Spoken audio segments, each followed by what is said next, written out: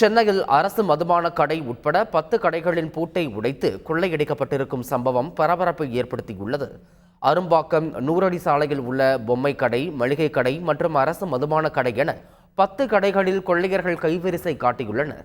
10,000 ரூபாய் அளவிலான பணம் மற்றும் செல்போன் உட்பட சில பொருட்கள் இந்த சம்பவத்தில் கொள்ளையடிக்கப்பட்டிருப்பதாகவும் கூறப்படுகிறது. இதில் அரும்பாக்கம் NSK நகரில் உள்ள அரசு மதுபான கடையில் 15,000 ரூபாய் மதிப்பிலான மது பாட்டில்கள் திருடப்பட்டிருக்கின்றன.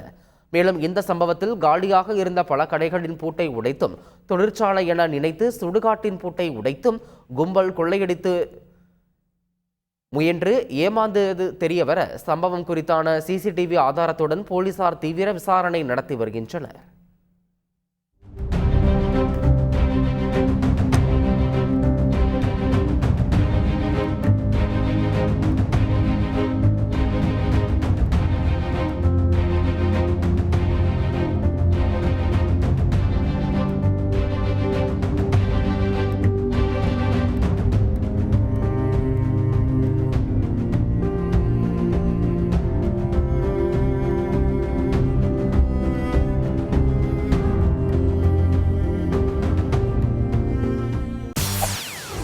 செய்திகளை உடனுக்குடன் தெரிந்து கொள்ள உடனே சப்ஸ்கிரைப் பண்ணுங்க.